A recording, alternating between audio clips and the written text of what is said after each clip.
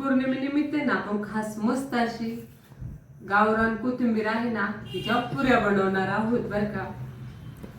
सध्या मसाल्यामध्ये मिरची, ओवा, जिरे आणि लसूण हे करायचं मिक्सरला बारीक करून घ्यायचं।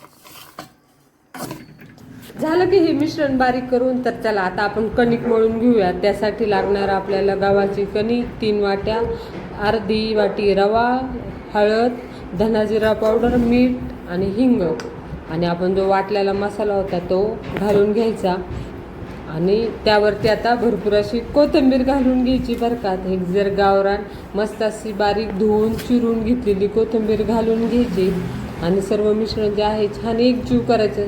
तुम्हाला जर तेलाचं मोहन घालायचं असलं तरी चालेल। आणि हो, ह्यामध्ये माझ्याकडून तीळ जे आहेत ते घालायचेच राहिलेले आहेत, मी अगदी शेवटी घातलेत, त्यामुळे तुम्हाला मी सुरुवातीला सांगते यात तुम्ही तीळ घाला आणि हळूहळू पाणी घालून याचा घट्टसर गोळा करून घ्यायचा।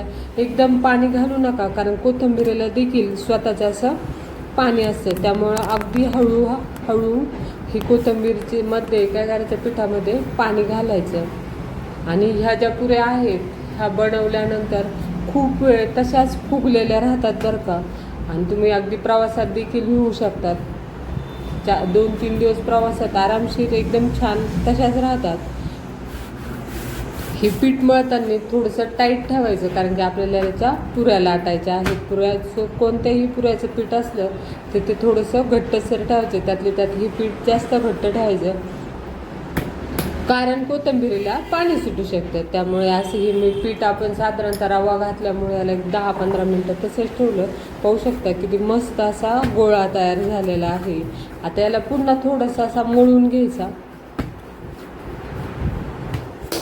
चांगलं एकजीव करून घ्यायचं। त्यानंतर आता याचे असे छोटे छोटे उंडे करून घ्यायचे बरं का।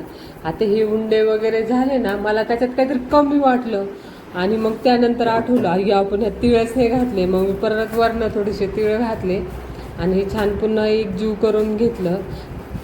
विशेष म्हणजे आपण ज्यावेळेस एकाग्रचित्ताने स्वयंपाक करतो ना त्यावेळेस काहीतरी राहिलं हे आपल्याला आपले डोळे देखील सांगतात बरं का। म्हणजे ते डोळ्यांना असं वेगळं काहीतरी वाटत होतं, त्यामुळे माझ्या ते अगदी लवकर लक्षात आलं।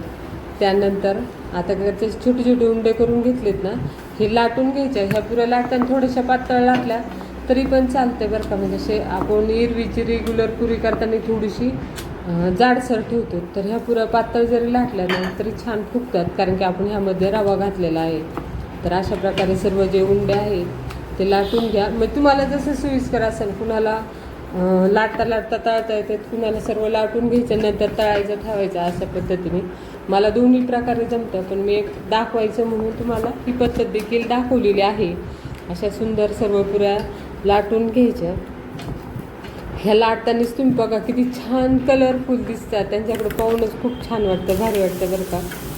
आणि त्यानंतर मग तेलात सोडून द्यायच्या आणि असं छान मस्त पुऱ्या तळून घ्यायच्या। ह्या खायला तर ह्या पुऱ्या तुम्हाला सांगू खूप खमंग, शिवाय प्रवासाला देखील एक छान असा उत्तम पर्याय आहे की तुम्ही जर असे पुरी आणि त्यासोबत कुरडी सुकी खोबऱ्याची चटणी वगैरे जर केली ना तरी देखील चालू शकते। तर आपण ह्यासोबत खायला काय बनवलं होतं माहिती का, ओल्या नारळाची चटणी आणि लोणचं आणि ह्या पुऱ्या प्रकारे आपल्या गरम कोथिंबीरीच्या पुऱ्या ज्या आहेत त्या तयार झालेल्या आहेत, अगदी खुसखुशीत अशा तुम्ही पाहू शकतात।